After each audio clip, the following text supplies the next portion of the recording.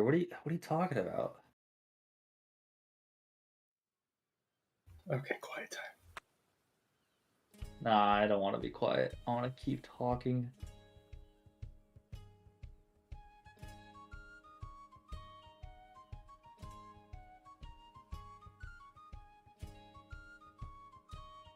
Alright, so it looks like they already have their file name.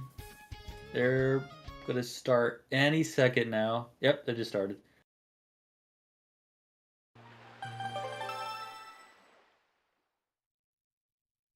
So, here we are again, the 5-minute intro cutscene. Very, very exciting stuff. Are you excited to re-explain everything, or do we assume that everyone's been here? No one's missed anything. I'm sure there's some new people, right? Oh, coming in. Maybe they could just ask their neighbor instead. Yeah. They'll ask their neighbor for a cup of sugar and, by the way, can you explain the Woodworker 80% no MSS speedrun? Oh, there's already someone new. Alright, well, it looks like we have to explain things. Have to? I want to. What are you talking about? Oh, you're so enthusiastic. See, look, never seen a speedrun or a rando, and we get to be the ones to explain it? Isn't that awesome? Oh, they trick. Okay, wait, it was a lie? Okay, we don't have to explain I don't anything. see that. I don't see that. This person is new to speedrunning. They just stumbled upon the channel ZeldaSpeedRuns.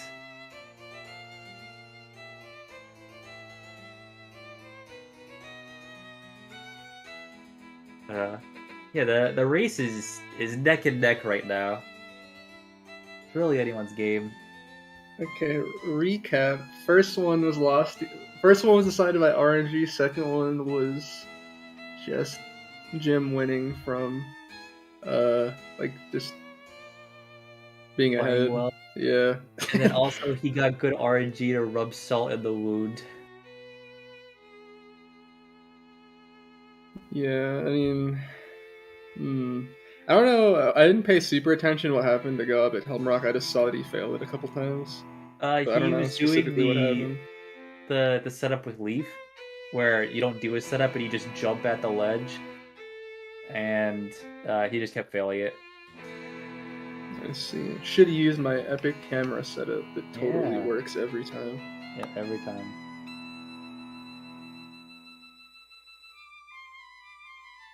Yeah, looking at the race times, I think Jim got a 117 last time. And Gobbity got a 117 in the game he won. Oh boy.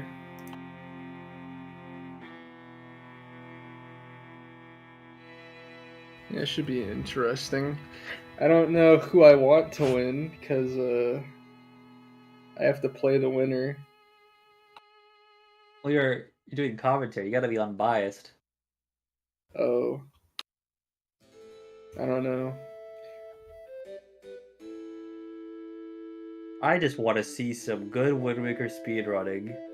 See, that's the professional reason you're supposed to give. I don't know. It seems that based on what's happened so far, Gob did some secret practice. So well, I mean, I was saying at the beginning of last game that he claimed that he only practiced the bomb split.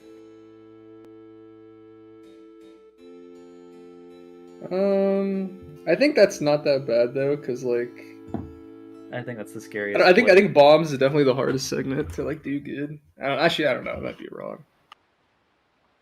It is the hardest segment to do well. I could agree with that. I think just the hardest segment is probably Leaf.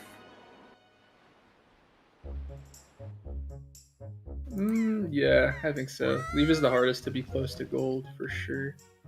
I mean, they both failed Deku cutscene skip in game 2. I don't know about game 1. I wasn't there for that.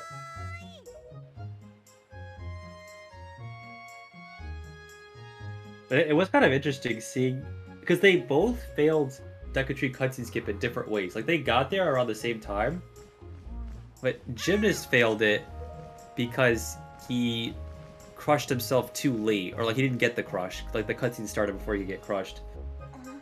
Yeah.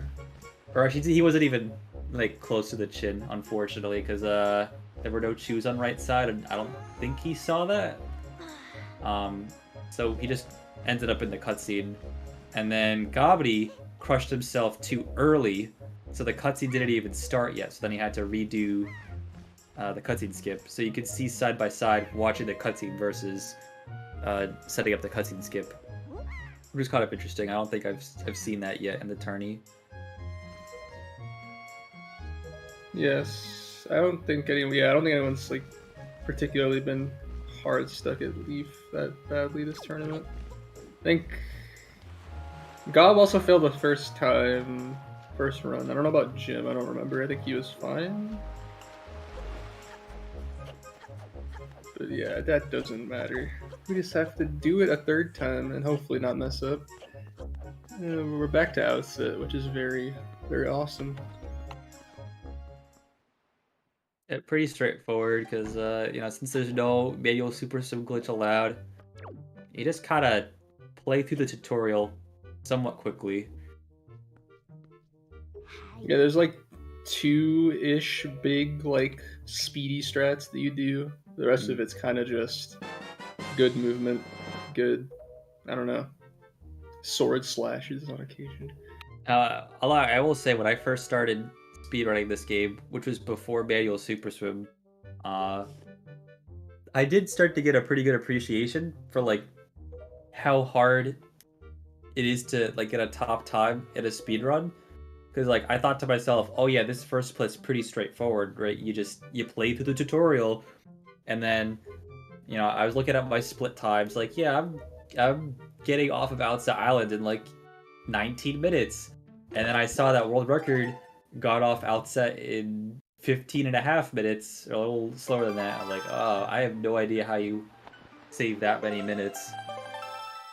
Yeah, And it's all just a good movement and like little optimizations along the way. Yeah, someone who joined after MSS and barrier skip, I hated Outset for the longest time. I still kind of do, like in comparison to just doing MSS. But after like getting pretty decent at the category, I've come to appreciate like having a good outset, and I get less grumpy of having to do it because I do it better now. It's not as like infuriating.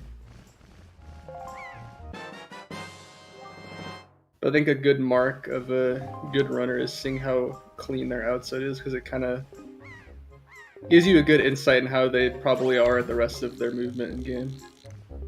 It also shows that the runner has a good understanding for like analyzing VODs and like understanding how to have optimal movement, because like level 1 speedrunning is just like, oh, a speedrun is just a sequence of glitches and tricks that you have to perform first try to get a good time. And then like you get deeper and deeper, then you realize, oh, it's more complicated than that. Yeah, there's a lot of stuff that goes into it. Hardest thing is, just grinding and not getting tilted, but yeah. We all persevere. And a lot of people in this tournament have been running for a long time, not only in general, but also just for this tournament. This tournament's been going on since, like, what, January? Which actually isn't that long when you think about it. It's been running pretty smoothly, but being committed to this category for such a long period of time. Oh, actually, it started in December, not January. Oh yeah, because I was about to say January. January sounded way too early. Or like end of November. I think seeding was like late November. Oh yeah, the bracket started December. Yeah. And we did a whole so I guess just to recap, it's a double elimination best of 3 bracket the entire time. And this is losers quarters? Yeah. So the loser gets 5th place. Because you play the winner of this, and the loser of that gets 4th place, so that's losers semis. Yeah. Yeah, I guess. So they're doing Orca now. This is like the first, part that maybe kind of differs from just casually going through it. They're doing specific combos with stick directions to like do the quickest possible combo. And if you were just to mash B normally for a lot of these, the combo is significantly slower. It's kind of crazy. You wouldn't think, but it's kind of long. And secondly, on the parry sequence, there's like a 2-frame window where, because you have to do 2 of every like sequence for like this tutorial. Usually you have to wait like a long time between the 2 parries just cause. But if you press and a 2-frame window, you get a quick parry. And neither of them got it. Time. Yeah. And I don't think either. Oh no, Jim got it last game. Nice. Yeah.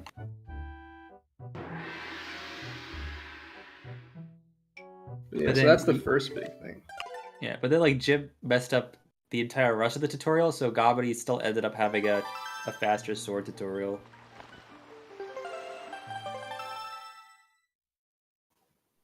So yeah, just to recap while they're walking towards Forest of Fairies, people left in the tournament. It's this match. Winner of this match moves on to loser semis, which faces me.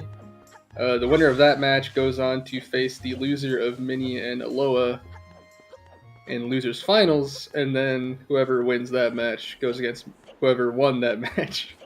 Yeah, it starts to get to the point where it's like you can't give specific names because those outcomes have not been determined yet, so you just have to. Yeah, basically there's 5 people left, and it's getting pretty tight towards the end. It's getting to the point where a lot of the, unfortunately, unless someone's having a really off day, it's going to come down to RNG a lot probably, which might be a little unfortunate. But it's interesting at least. Yeah, well, I mean, the last game of this Gobbity versus Gymnast, I'd say did not come down to RNG. Helmrock skip RNG. Yeah. Gob got a lot of rupees. Wow. Which he did not get last time. Last time he got like 3 rupees. Yeah, and then this is like the second quick thing. There's like just a quick sequence of stick inputs you can do to do a quick combo. Seems like neither of them got it. Actually, Jim might have gotten it. He did like a weird. He does like a more unorthodox way, maybe like an old school way to do it. Where like you do like a little hop and spin around. Yeah, he does it. I don't know exactly, but he does it differently than other people. Like at least not like the more common way that people do, with like the up right and then the 3 up left or whatever.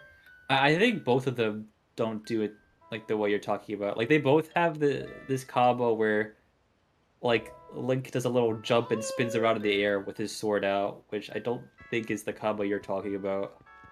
I see.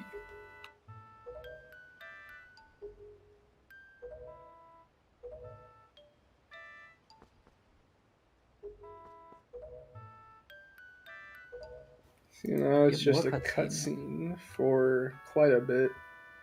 For another like 2 minutes, I think. I'm pretty sure. Well, there's text, but eh.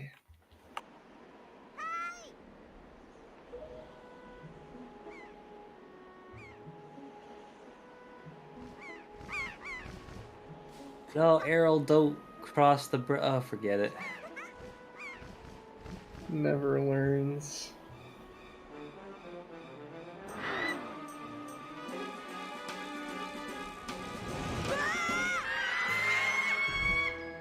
And what if speedrunning is really like Groundhog Day, and Link remembers all of his past speedruns and like resets and stuff like that. So he just sees Errol crossing the bridge. And he's like, yeah, I know you're gonna get grabbed by a bird, but there's really nothing I can do about it. It's a soulless loop forever. Yeah. Miserable. Is Twilight pushing the boulder up the mountain? Is speedrunning Twilight Princess fun? Maybe. Who knows? What do you mean you speedrun Twilight Princess? Well, yeah, but it's subjective. Like, I guess I have fun, but other people might not like it. Like, I have more fun with Wind Waker, but that's because I think Wind Waker is really cool. But I also think TP is really cool, but personally not as cool, but it's still pretty cool. But, like, PK might think that it's not as cool as me, and it's like, whoa. Well, I've never attempted to speedrun Twilight Princess before, so I guess I can't say much. But yeah, I would say it's fun. I mean, if you're interested, you should join the community and like see. But yeah. Also, Wind Waker, if you've liked what you've seen so far, we have a Discord Yeah, this is where a people Wind can Waker speedrunning learn. tournament. So Yeah. yeah, it'd be kind of weird if you plugged a speedrunning Discord for a different game, and not this one. Yeah, plug TP's Discord. It Yeah, just well, Wind leave Waker, us. I don't know if they have a Discord or not. You have to ask someone else. But yeah, this game is definitely more active than it's been in quite some time. Um, Mostly because of the tournament, also because no MSS is just a pretty good beginner category.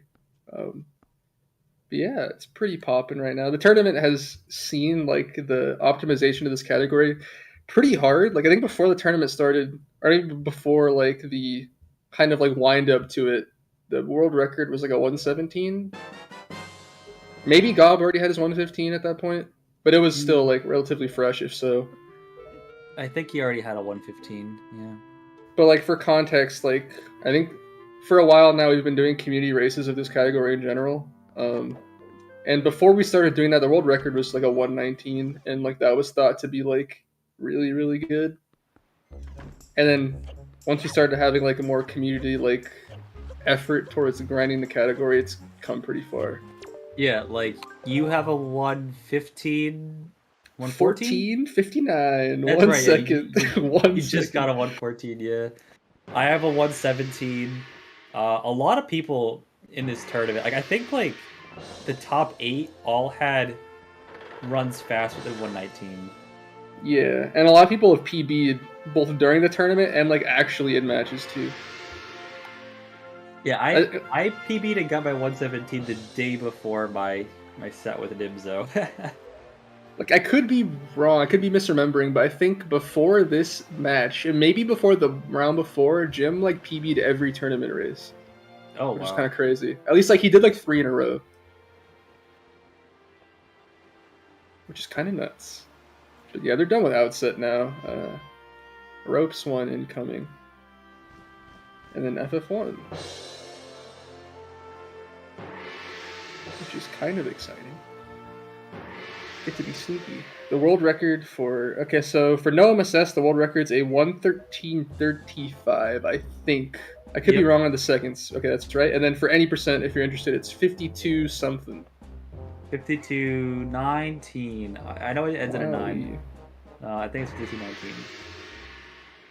But yeah, goes to show how much of a difference MSS makes. It's not even just the direct time of like, oh, getting to Wind Waker and like beating FF1, like the combination of that. It's also like, well, like being able to do a different route regarding the item collections because of the consequences of MSS, or I guess the benefits, which is like save flags. No MSS bans Puppet and skip too. That too, yeah. That's like 5 minutes right there. Like you could not do manual super sub and still do Puppet and skip, but the category bans it. So yeah, you could technically submit that to any percent.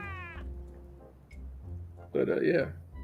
You can submit any speedrun to any percent as long as you beat the game in one sitting without hacking the game. Yes, we have gotten some Let's Play submissions. Not literally, but feel free to submit a time if you like it. And also, another thing, like, I guess PK touched on it, this category does ban PG skip, and it also bans a thing called actor unloading. It's not really in the name, it's just no MSS is like a kind of like a clean name. Instead of saying any percent, no MSS, no PG skip, no actor unloading, it just doesn't really roll off the tongue. Oh, low percent Wind Waker. EJ, do you still have world record? Or nah, Mini beat me. Low percent is pretty interesting in this game. Interesting in the fact that theoretically it's insane, but RTA it will probably not reach that level in quite some time. The only difference between low percent and 8% RTA right now is you can skip Hero's Sword. This is kind of off topic, but I mean, I guess if we've we've gone through this race the third time. I guess this is the third time now, so hopefully a lot of people have seen it. So real quick, low percent, you do a hover in FF1 instead of like beating FF1, and you skip the sword and just go into the loading zone. And then it's slower because getting Leaf without sword is like really painful. But it's cool. Theoretically, you could skip Mirror Shield, but for the sake of your sanity and my sanity and being able to commentate the rest of the match, let's just pretend that doesn't exist. And now we're doing early lights. I assume that it was probably explained the previous two matches, but Yeah. basically, these lights are all actually on the cycle right now actively. This is all the same map. Like when we end up in FF1 after this barrel launch, it's still the same map, and we've never reloaded it. It's still always actively, like, the environment's always moving. So it's really important to do this the fastest, that you want to master this and move to the red rupees as fast as possible, because there is a pretty early cycle you can make where you can skip kind of waiting for the lights to get the rupees, and it saves like 10 seconds. It's pretty cool.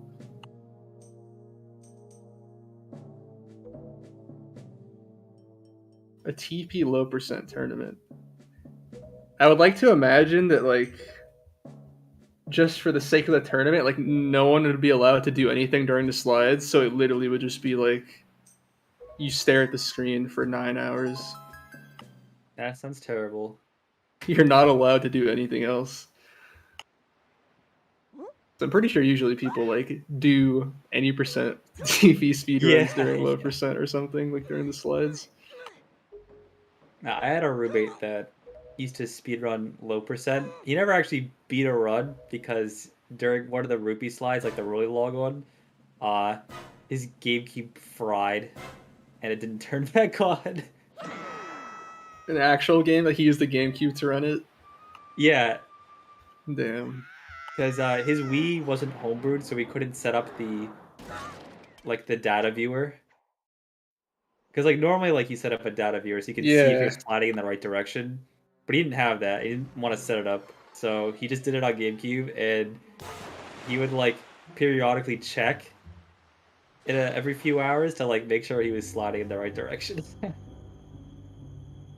Or I guess he would like check like once after a couple hours. Like, oh nope, I gotta set it up again. Anyway, it's gonna get exciting in the game.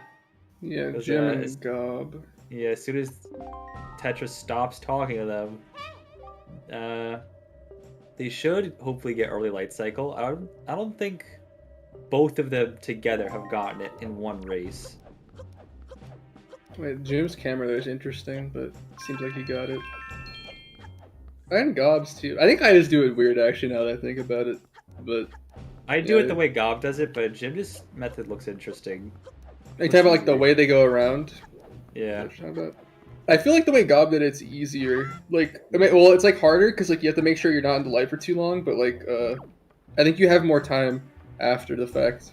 Because like you take a more direct route.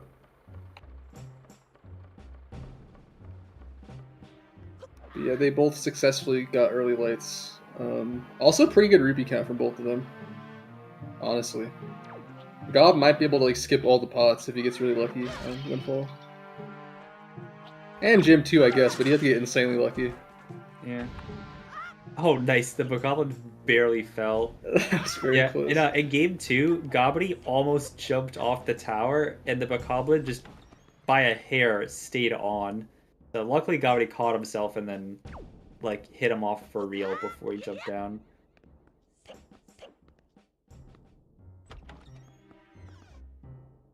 Yeah, the race is going to be close for at least the next 10 minutes, I'd say. Yeah, for the most part, it's like, as we said, it's kind of like glitchless in a sense until we get Wind Waker. And that doesn't necessarily mean they're going to be close for the first 30 minutes, but like at this level, it's a pretty safe assumption. And once we get Wind Waker... Oh, go ahead. I love how you said glitchless as soon as Jim clipped through the door to open it without which is physically touching the door. In glitchless. Or bug limit in this case. Yeah. There is a bug limit vote happening right now. Fun fact. For all people listening that happen to have a verified run maybe that haven't seen the announcement, go vote. Yeah, I'm sure I'll get around to reading the probably 1,000 messages and ideas and suggestions talking about the like why you should vote one way or another. It was a brutal, brutal war. Mostly me just disagreeing with everyone and getting owned. But you know what? If that's how it went, just how it went. It's okay. Actually, I agree with most things, but it's pretty cool. But yeah, they're doing some quick sidling. Tap the stick a bunch, and you go faster. They also did some barrel shenanigans. Probably explained before, but Yeah. when you leave the barrel for a brief period, you have like reduced detection, and that's like an intended mechanic. It's just abused in this fact. Yeah, that's FF1. And yeah, once we get Wind Waker, that's when the glitches and tricks and exploits come in, however you want to call them. And while hopefully it stays close, that's where we might start seeing kind of the gap widen between whoever's in front, just because there's more of a chance that they make a mistake with like the higher execution ceiling, or I guess floor needed.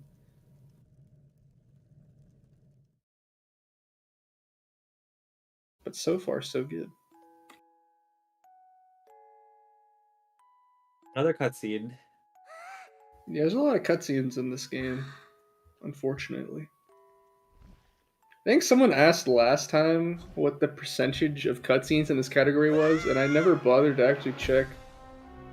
But maybe we can do some math right now. I don't remember. This is like 3.5 minutes of cutscenes before we get control again. Intro's like 5 minutes. That's 8.5. I don't know how long like the outset like Errol getting owned is. It's maybe like 2 minutes. Yeah. But then there's like, oh man. But then there's like the telescope cutscene. Oh, there's too much. It's a lot. It's a lot. It's probably more than a third at least. Just Outset alone has so many cutscenes, which is why it's really nice to know manual super swim, and then you just skip all of that. Yes. Well, you don't skip the intro. Well, unless you like use the intro skip cheat, which is allowed. Double yes. Yeah, and then I guess we also have like the FF2 cutscenes and then endgame cutscenes. But yeah, it's a lot of cutscenes. FF1 cutscene is my least favorite cutscene, and like this part too. Because like at least the way I see it, FF2 cutscenes are kind of like your small brief period of peace before you enter endgame, and like you have to get like super serious when you're on that pace and the nerves are maybe hitting. But like FF1 cutscene feels like it just ices you out when like you're just trying to play the game. Yeah, like FF1 cutscene gives you a break when you don't really need a break. And FF2 cutscene, I mean, me, the way I look at it is, you know, like Leaf Hover, all those super swims, the really big super swim from Cabana to Forsaken Fortress can be kind of stressful. So then that you actually like, it's kind of nice to just take a step back and, Yeah. all right, I made it. It also doesn't feel as long, although I think it's probably comparable. Yeah. It's like this one just feels like an eternity for some reason mentally. But yeah, they're just gonna grab rupees and buy the sail, then sail to DRI, Dragon Roost Island. Pretty standard. This will be like the last like normal part. And they both have pretty good rupee RNG, so they can both guarantee just get the 2 blue pots, but they could get lucky and get some good grass rupees if they go for them.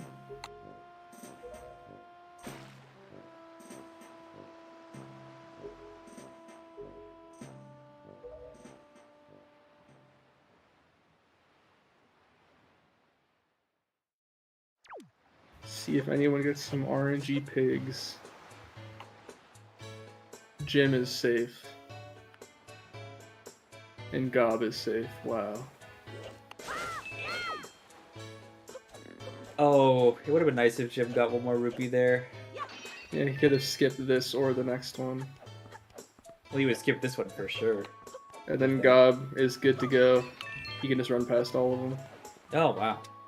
I think he had like 4 more rupees and then probably just got good grass.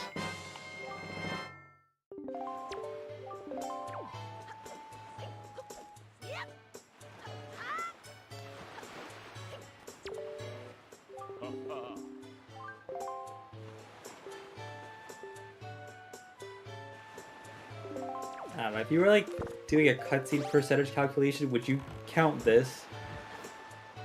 No, personally. Hmm. I see that as just like text. Yeah, but the arrow getting kidnapped. Well, actually, this is like half of that's text and half of it's not text. I think if the text is like out of a cutscene, I just like lump it together mentally. But yeah, we're just sailing, both sail pumping, no jumping. I think Jim jumped like once, but he's just pumping now. I've become a pumper as well. I can't. My sail jumping is so bad. I don't know. I think also I just don't like sail jumping on like rough water. Oh yeah, because like if you're at the bottom of You a just wave, get owned. you sail jump, then you're going to crash into a wave and lose time. Oh, a raid from Aloha Kirby, who was also in the tournament. I think was doing runs for practice for the tournament.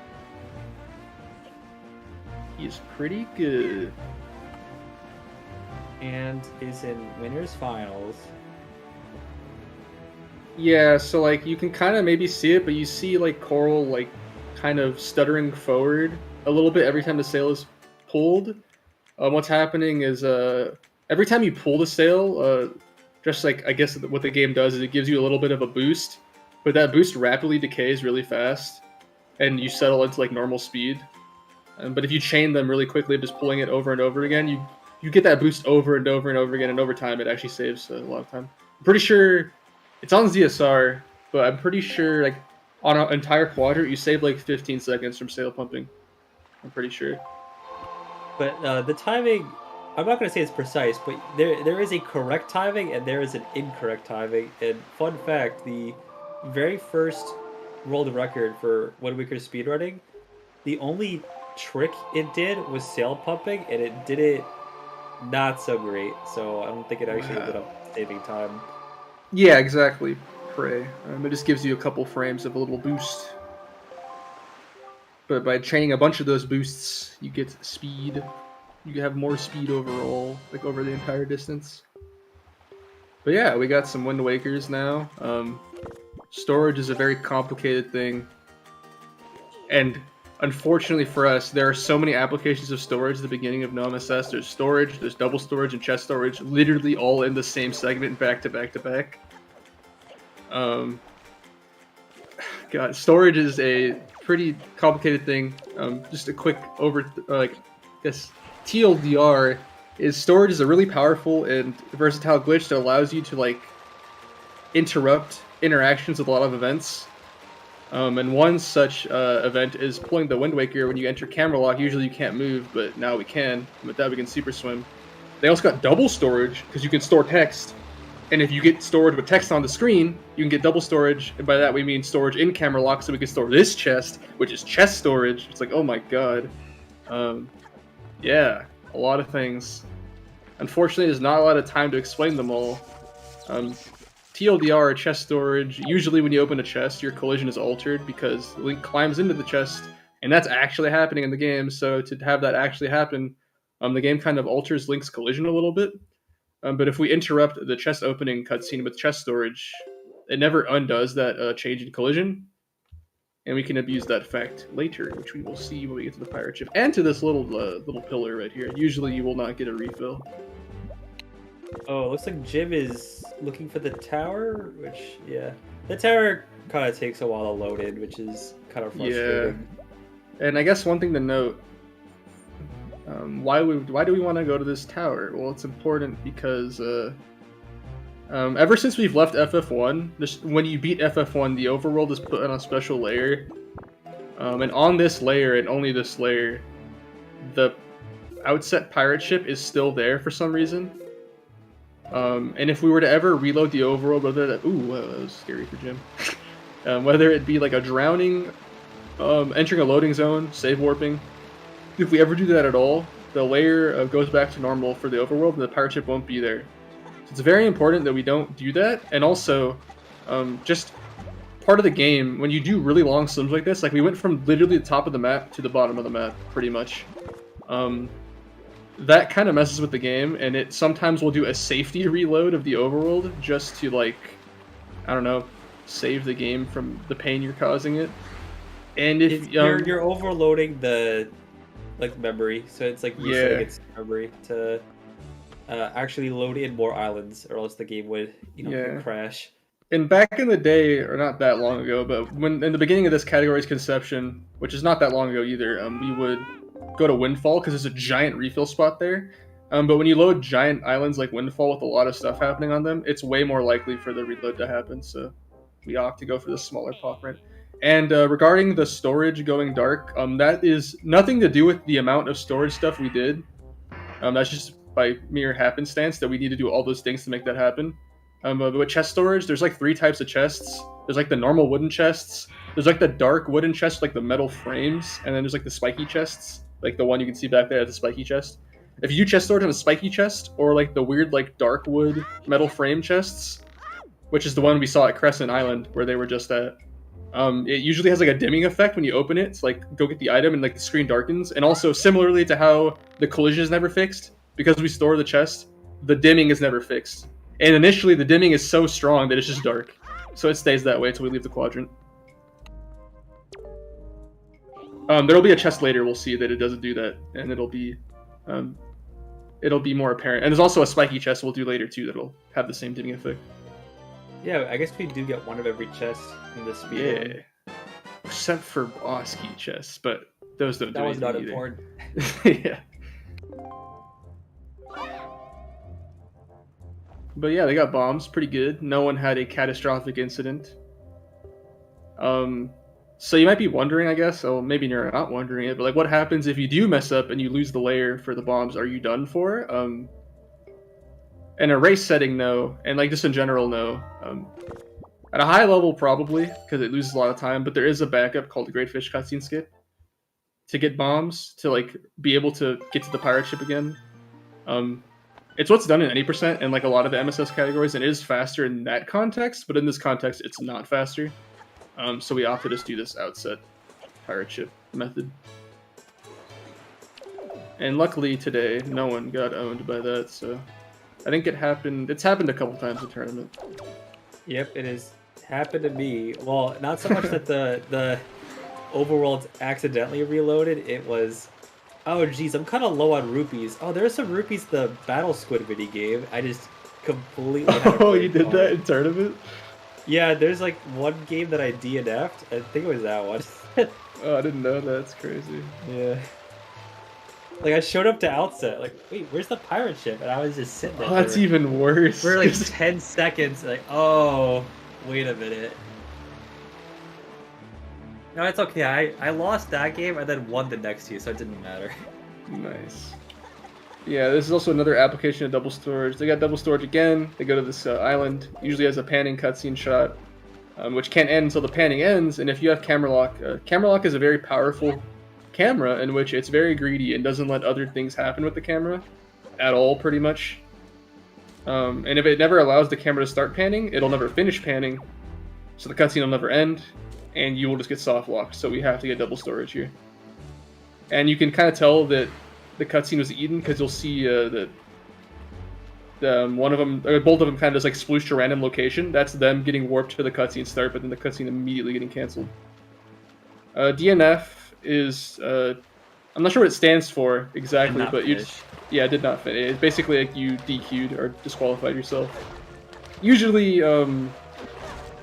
most of the time you see people DNF when like the race, like they can't win anymore and they don't feel like finishing. They'll just DNF and go to the next one. Or maybe you'll just have such a catastrophic incident that you just don't feel like finishing in general, and that's. Well, in my case, it was that the other person finished, and then I quit. Cause I did keep going. After yeah, like in a race setting, no matter what, you want to keep going because it ain't over till it's over. Especially in this, when theoretically, if no one goes for the backup hover for more RNG, you could technically just go forever. And that's why there's a worth RNG consolation prize. Yes. So there is a prize. At this point, I think it's already determined who it is, right? Yeah. I mean, I guess it could be different, but I don't think these runners are gonna go for that. I think they're just gonna quit out if that happens.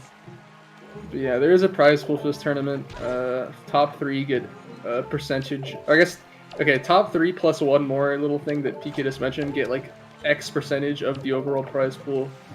The fourth one being whoever has the worst Morph RNG in a tournament match.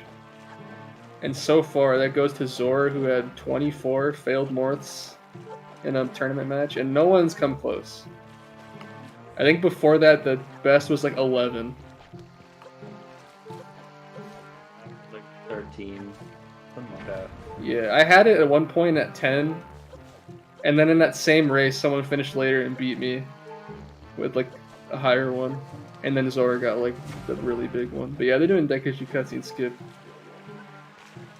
Basically, just another giant kind of abuse of storage, and I guess getting crushed to skip a cutscene. Basically, the TLDR is you use you put these chews in this weird state so that you can choose when the cutscene starts by pushing them out. Eventually, they'll unload and the cutscene will start. And then once the cutscene starts, storage kind of eats the. I guess usually when a cutscene starts, the environment freezes, but the cutscene allows you to move for a little brief period after the cutscene's technically fading out to start. And you can get crushed or void out in that period. Specifically, in this case, we use the Dekuryu's chin, and if timed correctly, the cutscene will start, or begin to start, we'll get crushed at the right time, and then we'll void out into the cutscene. And I guess the cutscene just like doesn't start because of that. And it seems Jim got it.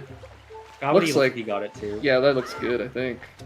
Oh no! I was too early again, like last game. This has happened every game, right?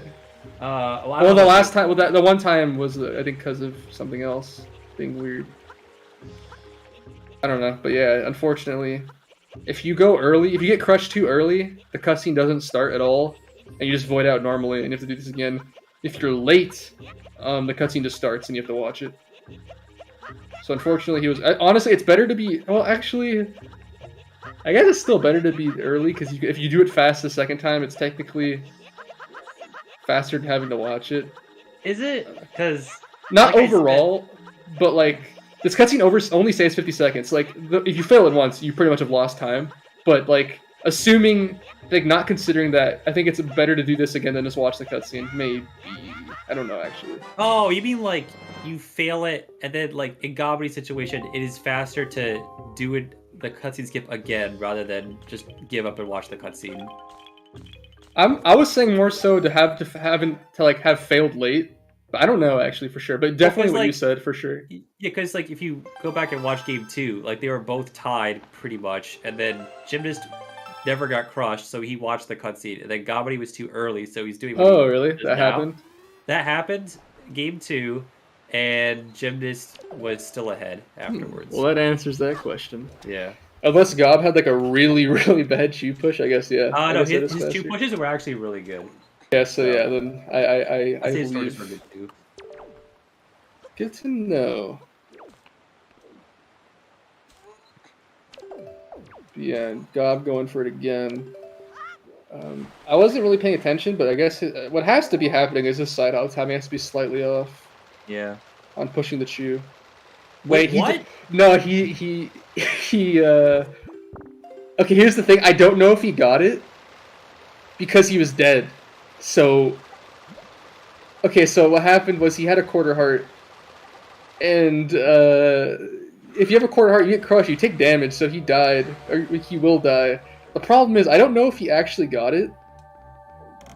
Because usually you know if you got it because you're standing up, but I don't know if that changes if you're dead. So I don't know if he has to actually do it again.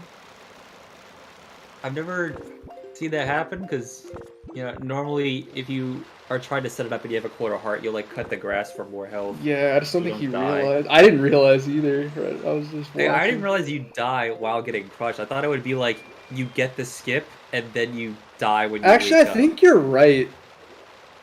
I think because this has happened before, I think you're right, which makes me more confident that he has to do this again. Unfortunately, kind of like within all this fiasco, Jim is getting his quiver. He did. I guess if you were paying attention, he stored a normal chest and there was no dark world, which is like when the screen goes to black. So just goes to show that different chests do matter. And he stored that chest just to be able to walk through and clip through the fairy. Alright. I think he has to do it again. Oh yeah, I don't see any Koroks. Unfortunate. Free trick ain't so free this time. There was a brief period of time in the dark ages of these community races where a lot of us wouldn't go for it because we were just having a rough time with it, and we called it a free time save by not going for it. Yeah. A free minute time save by not failing. I never subscribed to that philosophy, though. I always went for it. Ironically, the setup that Gob's doing is what he taught me, and I've failed it once since in the past like 6 months. It's such a good way to do it. It's just he might have just had the unfortunate timing with the side hop, I think. But the way he does it, I like it a lot. Alright, Jim looks like he is pulling Wind Waker, or he's like doing the B press too early, and he got it there, but doing it too early that many times is, I think it's kind of impressive, because yeah, the window to press B too early is very tiny. But he got that pretty quickly, though. I think the first game, at least, he was having some trouble. I think historically, Jim usually has a little bit of trouble with peg storage, because he just doesn't do it that often. Because he usually only runs this category for the tournament. He is doing the 3 Zelda challenge right now, so he is like not exactly like cold on Wind Waker, but I think he's doing well. He does 90%, and you don't have to do that 90%, so it's not something that he's actively doing. There is that new 80% route where you do get a peg storage that is not that one, and it's different and much harder. It's unfortunate that no one wants to do that route. Sadness. Hey, I've been learning the route. Oh, really? Yeah, I did a stream the other day where. Oh, you did? I played through the route. You should post in the live stream channel when you do that. I should do that, shouldn't I? Because I usually just don't check Twitch that often. Yeah, what I'm hearing is that you don't follow me on Twitch. I didn't go on. I do follow you on Twitch, I'm pretty sure. I don't remember exactly. I am learning the new 90% route. Nice. So. Question is, are you doing double peg storage, or are you doing single peg storage and then getting storage again? No, double peg storage. Nice. Yeah. So yeah, Jim just stored a spiky chest, and now it's dark again. So that's all 3 chests. 2 go dark, 1 does not. He's making his way to FF2? Well, oh yeah, 6-side and FF2. Yeah. And it looks like he's not getting that nonsense where you swim up the side of 6-Eye Reef because of your reduced collision. That happened to me in my PB. I was so mad. Yeah. Which Zelda game do you think is the easiest? I think. But to speedrun or to play casually? Probably speedrun. That's a very subjective question again, similar to like is it fun or not. I think the easiest will be what you enjoy the most. However, Wind Waker's I think is probably one of the harder ones to run because there's a lot of physical barriers that you have to get past, like zombie hovering, and MSS if you choose to. They can kind of be a little off-putting. I feel like I've heard some people say TPHD is not like insanely execution heavy, but still obviously can be a hard speedrun. I don't know personally. I've only done a couple. I couldn't speak on the other. I feel like asking which Zelda game is the easiest to speedrun is like asking who is the tallest kid in that kindergarten class. It's like they're all short. What are you talking about? They're kindergartners. Like I think all the Zelda speed games are pretty hard to run. Like some are easier than others, obviously. But... 90% wise, I would personally say that I think Wind Waker might be the hardest. Yeah. Optimally. Mostly from a physical standpoint. Yeah. You have to be able to do some pretty crazy tricks. Yeah, I was thinking OOT 80% just because it's so short, but also, I mean, it's a pretty precise setup, right? Yeah. And if you mess it up at all, then you have to reset everything. Yeah, I'm not too familiar with the current state of SRM in those 80%, but I'd imagine it's pretty precise. Yeah, I mean, you get the gist of it. It's like, do a bunch of precise movement that doesn't look like it actually does anything, and then you credits warp. I don't think so, Haley. But yeah, there's a thing called unbuffered in this game, where you can do MSS without pausing. And realistically, there's 2 people in the world who have ever really done it good. Yeah. And yeah, so it's kind of hard. Do other Zelda games have the tricks that have physical exertion? I mean, Twilight Princess does. It's just not useful in any speedrun whatsoever. Well, the TAS I think does it, right? Oh, what are you talking about? Manual Super Swim. I think only HD has the, I think, like Oh. TPHD. I don't even know if it's useful for anything. I figure it's like fast to swim through Lake Hylia to get to Lake Bed versus just swimming there normally. Like, I'm talking about a task, so like it's very Yeah, hard yeah, to save yeah. a couple of seconds so you don't actually do it.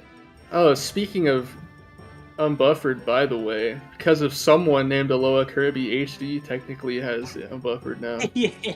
The Wind Waker HD. Yeah. That's great.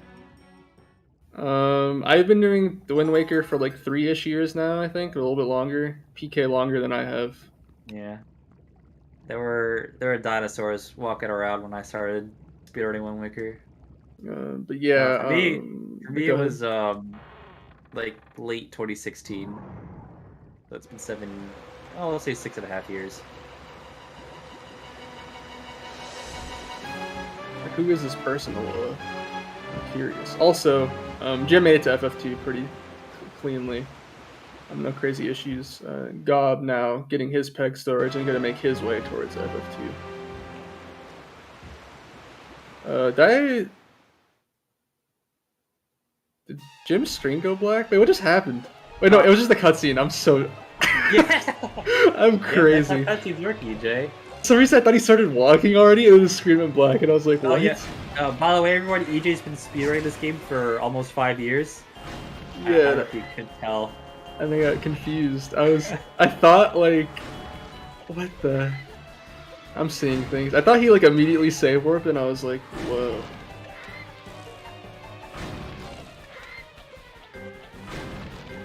Wowee. Yeah, I totally have a good time in this category. I know what's happening. Aloha, you should submit your time. Or else you're grounded. Okay, submit what time? I don't think he submitted his no MSS time yet. What? No, actually, although I don't submit it, I want to still be top 5 on the leaderboard. Cannot believe this. I feel like he got it like such a... He's had faster... Wait, I don't think he even has a run on the leaderboard of no MSS, actually. Yeah, exactly. That's why I want to still be top 5. And what are we supposed to do? Like, get top 5 the real way through hard work? I know, right? Yeah. I'm gonna lose my precious silver Wind Waker icon. Yeah. Gob doing good on his double storage. He's also doing his FF2 stuff. Or actually, wait, am I top 5? I don't even remember. I might be like 6th place or something. Jim had a pretty clean Helmrock skip, it seems. Yeah, Jim is ahead by a pretty sizable amount right now. Let's see. I mean, he's ahead by more than like 4 minutes right now. Right, best in FF2. Hot dog. Pro tip: if you go to speedrun.com, do not rush it in and type speedru.com because I think that site is very sketchy. Free You're one letter off. viruses. It's dangerous. Yeah, Jim is pretty speedy right now. He's on a pretty good pace. Nice gold. Or blue in this case, I guess. If you guys watch his stream, he has blue splits, not gold splits. Yeah. RNG technically still makes this anyone's game. I don't know. But at this point, Jim could just do the backup hover, fail the fairy part, and still be ahead. Yeah. So, and Jim does literally go for the hover every single time. So, I think it's got to come down to execution. I don't think it's gonna come down to RNG. I mean, I said last game that it was anyone's game because of RNG, and that's because back then they were like 2.5 to 3 minutes apart. So I thought like, yeah, maybe if like Jim fails fairy hover, they'll probably be even. But no, I mean the gap is a bit longer at this point. Yeah, I think if Jim has a kind of a rough PG or just like GT in general, and Gob gets like true first try, or maybe second more, it will be pretty close. I think even then.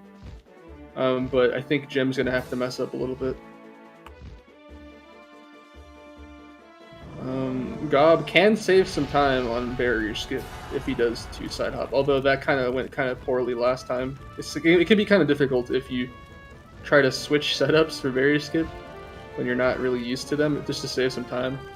But Jim's setup is the slowest setup, but it is the most consistent one, which is why he goes for it. This is their third match. Right now it's 1-1. Best of 3. Is it the most consistent? I guess it is, huh? I'm good. I've been saying this for years. It's more beginner friendly than Trog's setup, I think, personally. It takes a little bit longer too, I think. I just think like it's easier to make a mistake on Trog's setup. I guess. You know, I say the other day, it's actually way longer than that. Like months ago, I was teaching someone barrier skip, and they were doing Trog setup, and they kept messing it up, and neither of us could figure out why. And we got to the point where like I watched like a VOD of them doing Trog setup, and then I like did this setup myself, and then like went through step by step and figured out like, oh, you forgot to see up in this one part of the setup, and that threw off your entire angle. That was what was messing me up for my angle setup for mini side hop setup. I wouldn't see out during the... I wouldn't like see up, see out during the ESS turn. Yeah, that actually affects things, which you wouldn't think it would, but it does. And that's why all these years I've never been able to do 2 side hop, just because of that. And I finally discovered why. Also, I think that Trog setup, it can be kind of like... You would think that it being the first frame of bomb overhead is nice, but I feel like if you miss that, it's really hard to tell if you missed it, and like you see a later frame. Yeah. As opposed to like spinning the camera, you know that you've passed the frame because the camera is like different. But it is quicker to have that first frame. But I don't like it because it's a little spooky. We need a setup where you just run up to the barrier and just drop the bomb, and then it works. Kind of sad that the like HD shield turning thing didn't work in this game. I don't know if you saw that. I did. Could have maybe led to some stuff. But yeah, Jim doing barrier skip. Hopefully Helm Roxy goes better for Gob this time. He's gonna need to enter hustle mode real quick to catch up. Alright, Jim has having some trouble blowing that. Yeah. Oh, it's all for the setup, I see. Oh no. Oh, okay, well, this is Gobbity's chance. He could be here for eons. I love, like, when you get so good at barrier skip, it gets to the point where, like, whether or not you save time on the split is entirely dependent on how fast you get that knockback cancel. It's infuriating, because I feel like no one really, like, ever actually tries to time it. Like, everyone just spams the Wind Waker, it's like, oh, yes, eventually it'll work. I mean, I kind of try to time it, but then I miss, and then I get angry, and then I spam. And then he's rolling 3 spins, and then bam. But yeah, barrier skip, pretty precise trick. You pretty much need a really precise position, a really precise angle, which is why he has the position right now. He's spinning his camera to get the angle, because the camera doesn't spin a perfect 360 degrees every rotation. So every time you rotate, your angle's incremented slightly. So you can use that to hopefully, if you're able to, get a good angle depending on what you're doing.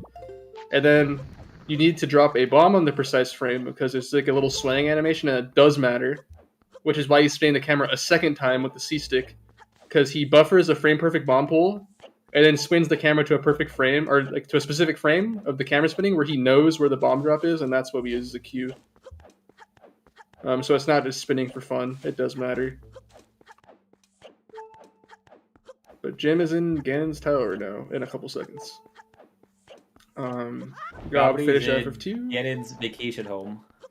So I guess we have a more direct correlation now, because they're technically both in the same split. Actually, Jim splits later, doesn't he? Oh, he splits now.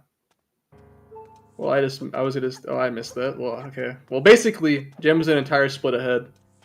And the split is about, like, a little over 6 minutes. So, But Gob is a minute into the split, so it's more like he's like 5-ish, a little like 5.5, a little bit more minutes behind. I think He's Jim definitely could closer to just a technically, flat 5 if he gets a good knockback cancel. yeah. Like, I think failing the hover, like breaking the pot, but failing to heal, I feel like it loses like, I don't even know. 2 minutes, Like, maybe. yes, I mean, things are gonna have to go pretty catastrophic, and he just had to clean trial skip too, with the partial bomb push led roll clip or whatever.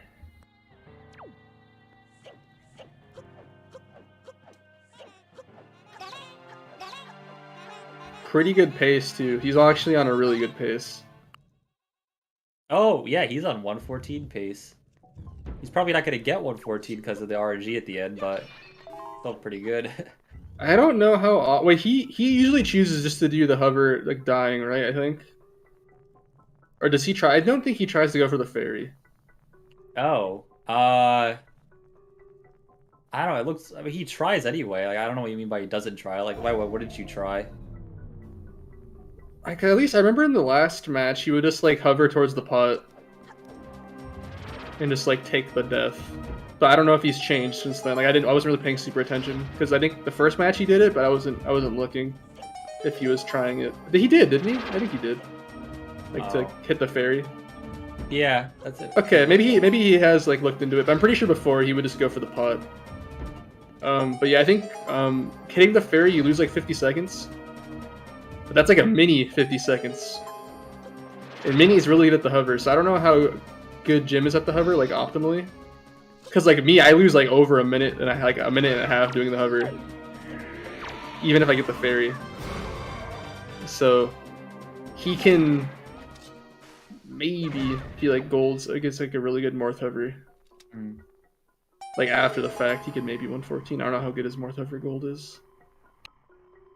We will find out in 10 minutes. We'll tune in 10 minutes. This is losers quarters. I think. Hold on.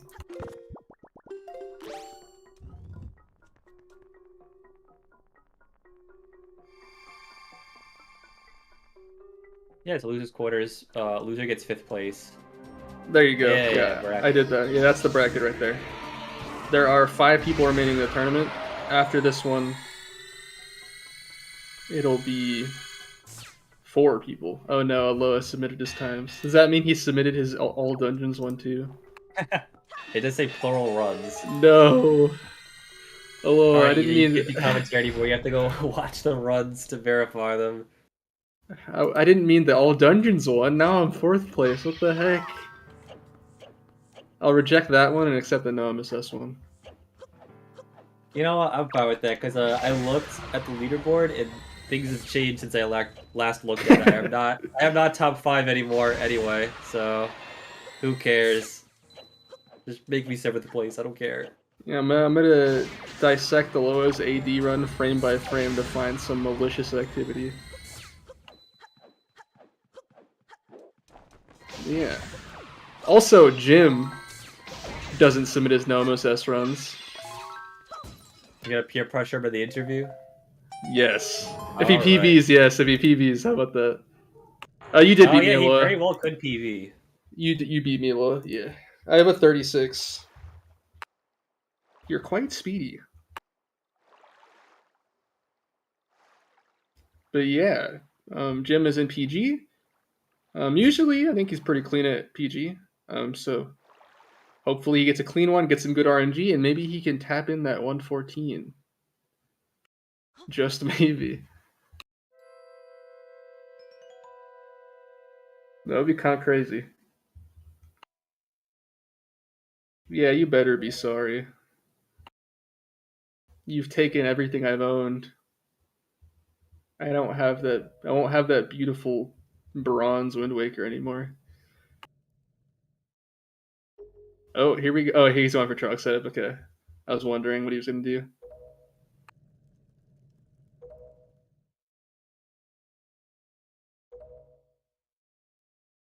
Yeah, it is a pretty cool run. The tournament matches after this, there'll be 3 more max best of 3s. 2 of them will happen within the next 2 weeks. We have like a 2-week deadline between each round. So immediately starting tomorrow, the next round will start, and it'll be the winner of this versus me and Jim versus Loa, and those will be the 2 matches whenever they're scheduled. But we're almost at the end of the tournament. Hopefully we'll do more. It might be a while to the next one though. I think a lot of people are fine with not doing a tournament for a little bit. Yeah, firstly, I want to focus on getting a good 80% time with your new door cancel route. How do you like the route? How do you like the route? I don't understand how you're supposed to consistently climb Forest Haven with door cancel. Like, I watched your VOD, and I'm like, why is EJ trying to be so precise? It can't be that precise. I have a commentated video on it somewhere. I'll have to look at that. The problem is, I don't think it's weird. It's like, is precise, but it's not. But the way, like the thing I do with the camera there, that's what I found the most consistency doing. But I do explain it somewhere. Gymnast got an incredible phase 1 puppet cannon. That was like practically perfect. That literally happened in a small side conversation we had. Like, it was done that quickly.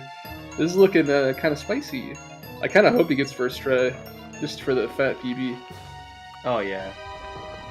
It's really painful to be on like a pretty good PB pace and just lose it to bad Morph RNG. Yeah, I've been burned out on this game multiple times just because of that. Like, I've lost so many good runs to bad Morths. Yeah, unfortunately in this game, a lot of the ends of categories are just ruined by something dumb. And 90% with no PG skip. And no MSS, you have the RNG. And 80 and 100%, you have the same RNG, but in a slightly different scenario, but pretty much the same thing. And then in optimal 80%, you have a hover that's pretty hard, so pretty much no category end is safe optimally. That being said, though, if anyone is not a Woodwicker speedrunner and they're interested in getting involved, the Morph RNG at the end really doesn't matter for your first several speedruns. It's not until you're going for a top time that it matters. Yeah, and there is, like as we mentioned, there is a backup that only loses 50 seconds that guarantees that you can get up there. It is it's probably the hardest trick. Well, one of the hardest tricks in the category, because if you know and go for it. It's a little weird. But yeah, it doesn't matter. Just play the game. Yeah, like, you shouldn't be worried about losing 10 minutes to Morth. You should be worried about getting the super swim from Private Oasis to Forsaken Fortress. Looks like Jim's gonna be perfect. Oh no, okay, I'm actually... Oh my! Okay. Alright. So here's the thing. He has no magic, right? He has no magic, right? Yeah. In the last match, I don't want to speak it into existence, but it did happen, so I want to mention it. He backflipped, failed grapple skip, and because he had no magic, he fell to his death because he has a quarter heart. And that is a danger that can happen again. It is kind of terrifying to think about. It's a danger that will not change the fact that he will still be ahead of Gobbity. Yes, but it'll be very, very unfortunate. Yeah. It'll be unfortunate for the PB. What are you talking about, Aloha, specifically? I don't know if it was something we were talking about, or something that happened in game. Yeah, I don't know, just Gymnast just barely dodging the puppet cannon reminded me of the Matrix. Oh, you're like, slow-mo dodging the bullets. So he's dodging puppet cannon by a hair. Yeah, that was kind of scary. Like, I would run away in that situation. I don't think he had time to run away. Or, no, yeah, I guess he did. What I do usually in that situation, I run away, wait for the 3 bonks, and I put a wall of bombs in front of me. I let PG run into it because I'm too scared. Okay. Yeah. All right, come on, please. Okay. Oh. Okay. This is all part of the RNG minute. He's just taking his time for the right RNG seed right here. Come on, man. No. Okay, right here. For sure. In game 2, it was this shot that opened the pot for him. Pain. All right, well, cover time. I mean, you said it loses 50 seconds optimally, so yeah, he can still PB for sure. Yeah, it's just kind of unfortunate that was a pretty speedy run, and still is. His line looks kind of off here. He did start the hover further to the right than I do personally, so I don't know if like. Yeah, he's gonna have to have it land into him. Yeah. Okay. So, I don't know. Yeah, at least he got the pot. That is the most important priority, first and foremost. Because again, this is a race. It doesn't.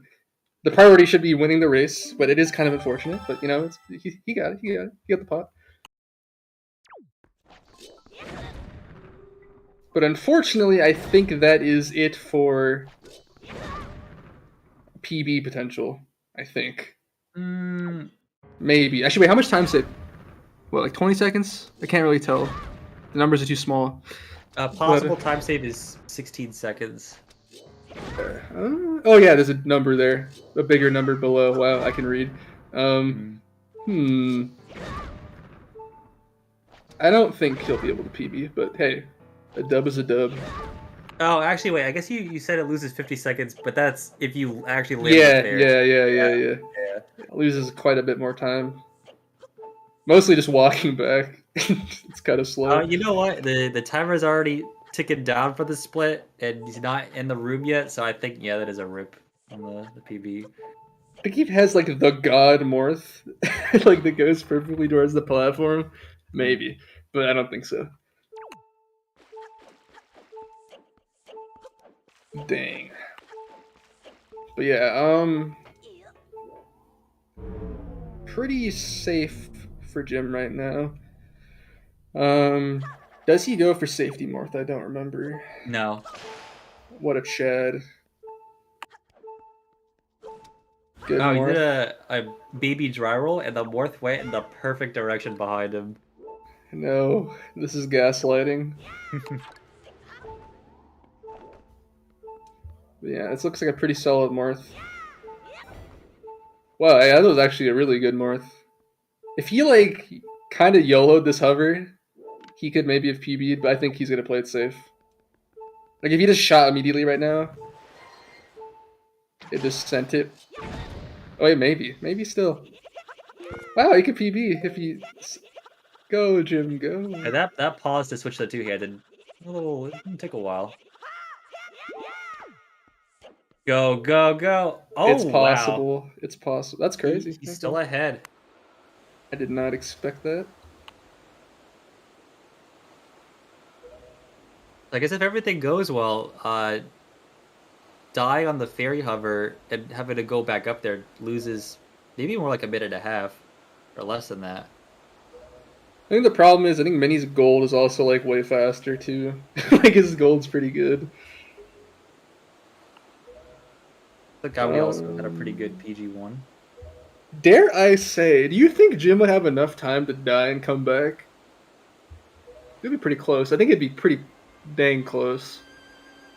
Yeah, I think he does though.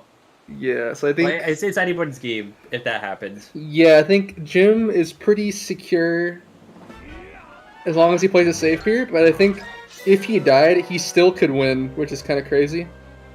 And it would be a really hype ending, although we do not wish that upon him. No, we Hopefully he just taps it in. Yeah, we support green splits. And red splits, too. We support all splits. But maybe we get angry at red splits sometimes. Yeah.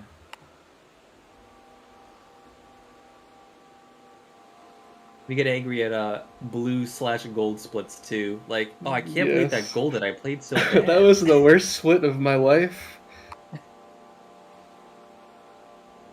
I think the first thing I said after my PB was like, that was one of the worst mid games I've ever had. And it was true. I got eaten by 6-Eye. Oh yeah, that does lose some time. But yeah, Jim is watching the cutscene. The reason why I think it would be pretty close, because once you watch this cutscene once, you don't have to watch it again. So even if he were to die, he does have to do more cover again, but then he can just start the fight immediately. And this cutscene is pretty long. And he's still pretty far ahead in general. So, yeah, he has a pretty comfortable lead, even in the worst case scenario. And this is assuming that Gob gets good at RNG. Well, something I'm wondering is Gob like just saying to himself like, well, yeah, I lost, so I'm gonna go for more RNG record, or is he gonna like assume that Jim will die in the fight and then he has a chance to catch up? Who knows? I don't know if Gob has Gob done the hover this match. If he's forced Yes, to. he does the hover. Okay. Well then, interesting. Did he get it when he went for it? The pot lid opened, but he did not survive because the bomb exploded too close to him and he got launched Let's off see. course. I don't know about game one. So I guess I was here for that. I just wasn't paying attention, I guess. Or no, I remember game one he got first try Morth. Yeah. But yeah, Morth, he could go for the record, and it would be fitting because I think usually it's always joked about, but Gob on average has some pretty bad RNG, which is kind of funny because he got first try first match, which is kind of uncharacteristic. I thought when he was going for his 115 and no MSS, he got pretty good RNG. Like in that run, but like the build up to it, he had so many runs like on that pace, and just like, oh, would you look at that? First try. Yeah, like in the build up, he lost a lot of runs. Oh, he healed. I don't know what health he was at, but that's kind of bad actually. Well, he picked up 2 hearts. So he had a heart or more. So yeah, Jim doing Ganon. Pretty straightforward, but scary fight, because if you mess up at all, it might mean you get hit. And if you get hit, you die with the health we're at because of the hover. But pretty much there's 3 phases. The first 2, you just have to do a certain amount of damage to proceed to the next. And the third one, you just redirect the light arrow. But yeah, Jim at the threshold, phase 2 starting. Similarly, we'll just meet the next threshold, and bam, should be done. Yeah, like phase 2, the chances of getting hit are a lot lower. Yeah, phase 1 is definitely the most terrifying when you're trying to go fast. Yeah. Phase 3, that's when some nonsense could happen. Yeah, Zelda can hit you at a bad angle. It will not hit the mirror shield, it'll hit you, and it does do damage. But this looks like a good angle. Oh god. Okay. His camera immediately went like 90-degree turn, and I was like, oh god. Bam. And GG's. That is a new PB. Wowie. Another 116 in the books for Gymnast.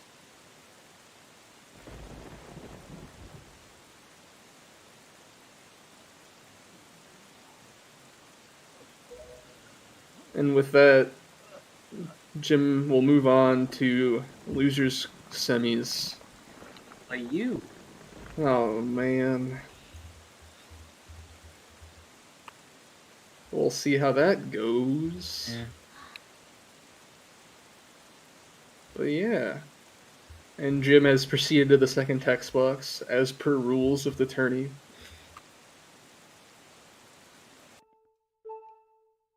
Hello. GG's, congratulations. Gymnast. If you are talking, we cannot hear you. If you are not talking, proceed.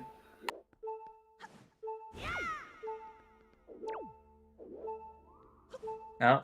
Oh. Maybe I'm having Discord problems. Oh, Gob doing his Morth hover. Pretty decent Morth. Had a forward blow there, or like a opposite direction blow, which is kind of scary. Yeah, last game, Gobbity did the Morth hover and then quit out, so he might see the same thing. Hello? Jim? Can you say anything? I don't hear you if you're talking.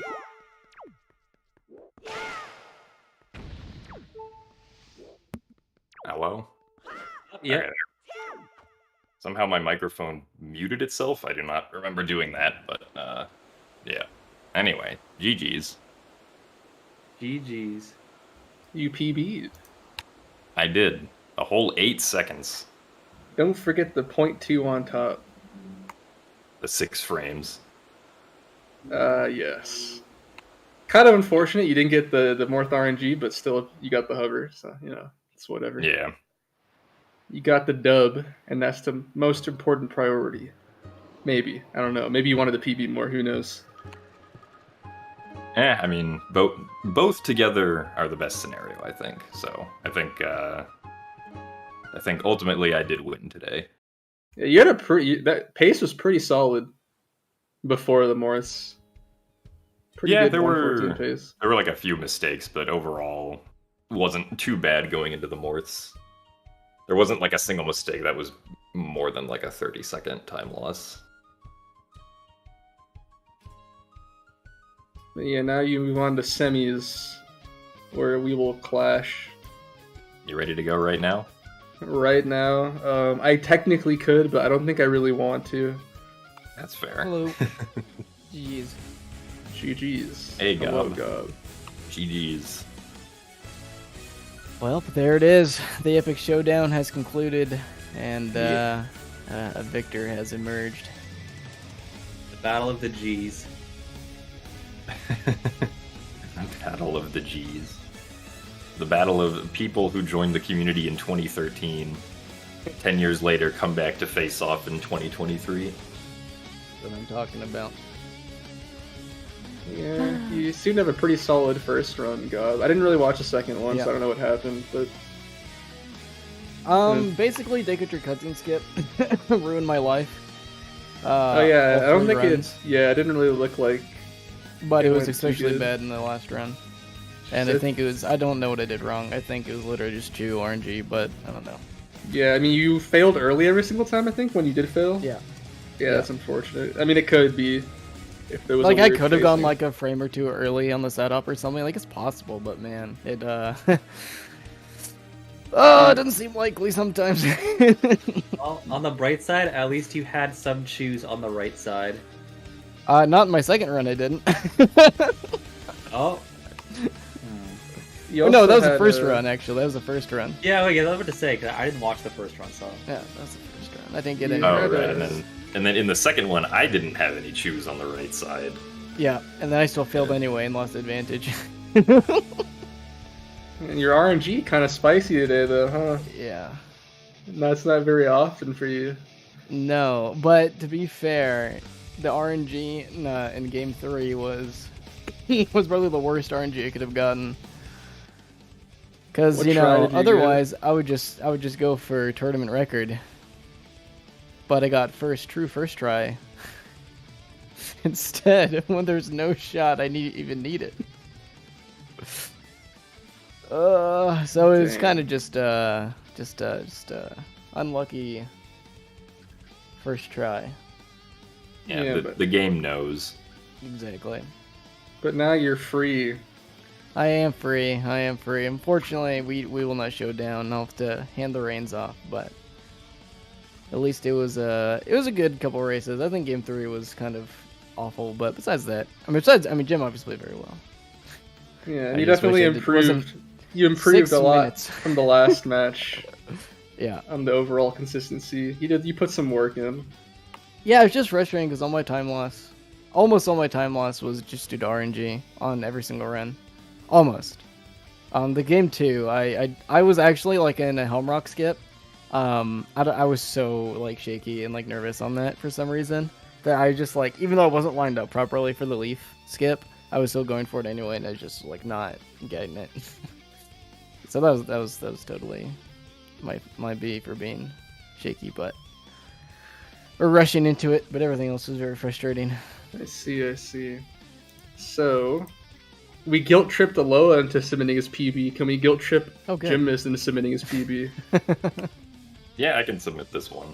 Yeah. boy. I don't think it changes the leaderboards at all. I don't think. Have you even submitted ever? I thought I submitted my 116. Or did I not? Oh, I no. didn't. Okay, never mind. Yeah. You've been an outlaw, avoiding the leaderboards. I don't know. But yeah, it'll Yeah. have a nice little slot there.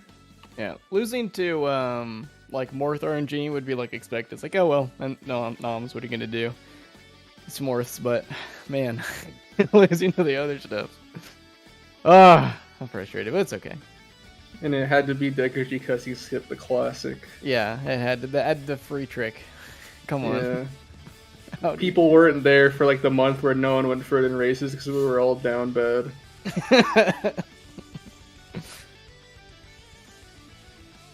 Yeah, that's anyway, still good races. Had a good time regardless. Yeah. So with that coming up, there are 4 people remaining in winners, Mini and Aloha, which will be a pretty exciting match.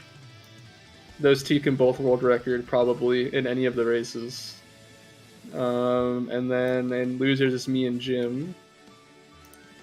And that'll. It's interesting to look at the final 4 that are left, like because Gymnast and Aloha Kirby have been around the block when it comes to WaveCrash speedrunning, whereas EJ and Mini, the 2 of you are, I guess, relatively new. I think Mini is like in the middle. He's closer to you than when Probably Jim Aloha started, though. Because Mini started after me, so I think he was like 2017. Yeah, it'll be. I think both the races will be pretty exciting. I mean, those will both happen within the next 2 weeks, depending on when we schedule them. Deadlines is the February 26th. We could do them as soon as right now, or as late as February 26th. So who knows? But hopefully they'll be restreamed if we are on top of our game and make sure commentators and scheduling happens. But yeah, look forward to that. And unless y'all have anything else, I think we're done here. I'd say we're all set. Yep.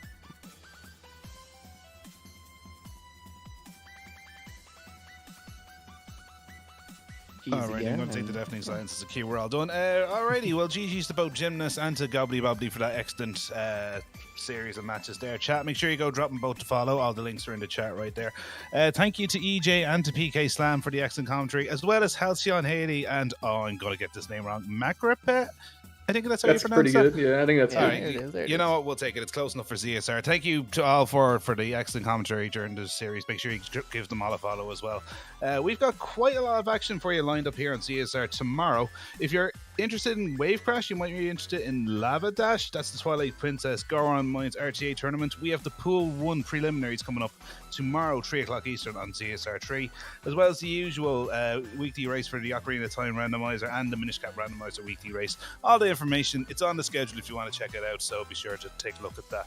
For the moment, though, we are going to send you over to CSR 4 for the other weekly race in the Ocarina of Time randomizer series that's going on right now, so be sure to go over there, be sure to show them all some love. Thank you all so much for watching. For everyone here, my name is Psychonaut, and have a fantastic rest of your time zone. Bye-bye now.